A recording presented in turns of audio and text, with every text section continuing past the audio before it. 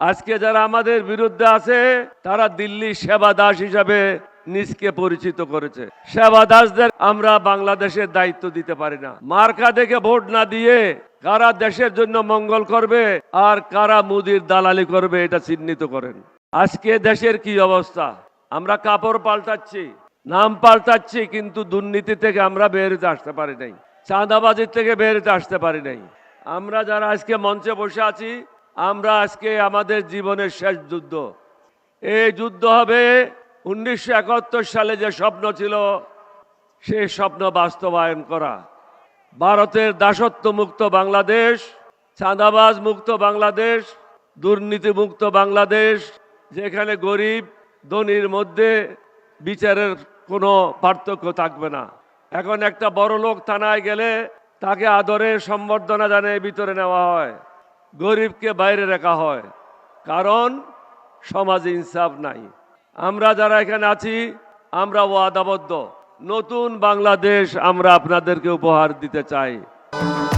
ভবিষ্যৎ হোক নিরাপদ, বিনিয়োগ হোক বিশ্বস্ত, আর আমার পছন্দ সল্ট বে। ওয়েলকাম টু সল্ট বে। সমগ্র জাতিকে চিন্তা করতে হবে। আজকে যারা আমাদের বিরুদ্ধে আছে তারা দিল্লি সেবা দাস হিসাবে নিজকে পরিচিত করেছে। সেবা দাসদেরকে আমরা বাংলাদেশের দায়িত্ব দিতে পারি না। সেবা দাসদের হাতে আমরা বাংলাদেশকে হস্তান্তর করতে পারি না। তাদের হাত থেকে দেশকে যে কোনো উপায়ে মুক্ত করতে হবে। মুক্ত করার একমাত্র উপায় হলো, আপনারা শুনেছেন বিএনপির মহাসচিব বলেছিল এই অগাস্টের মুভমেন্ট যেটা হয়েছে এটাতে আমাদের কোনো অংশগ্রহণ ছিল না। এটা তারই কথা, আমার কথা না। তাহলে বিএনপি এখন যে অবস্থায় আছে এটা তারা চায় নাই, তারা হাসিনাকে চেয়েছিল। আর আপনারা 1400-র উপরে শহীদ হয়ে নতুন বাংলাদেশের স্বপ্ন দেখেছিলেন। সে স্বপ্ন বাস্তবায়ন করার জন্য প্রয়োজন ইনসাফের সমাজ। তাই আমি সমগ্র জাতিকে একজন মুক্তিযোদ্ধা হিসেবে অনুরোধ করব। কিছুক্ষণ আগে জুলাই মুক্তিযুদ্ধ এখানে বক্তব্য রেখেছে,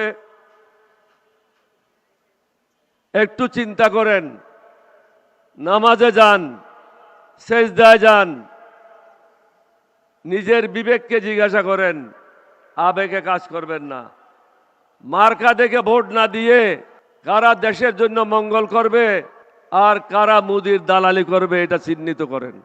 দালালদেরকে ভোট দিলে হাসিনা যেভাবে আপনাদেরকে অত্যাচার করেছিল অনুরূপভাবে অত্যাচারিত হবেন, কেউ আপনাদেরকে মুক্তি দিতে পারবে না। সমগ্র জাতিকে একটা জায়গায় এসে অবস্থান নিতে হবে। আজকে যে 11 দলীয় ঐক্য জোট গঠিত হয়েছে, 11 দলীয় ঐক্য জোটের প্রার্থীরা যে যেখানে আছে তাদেরকে ভোট দিতে হবে।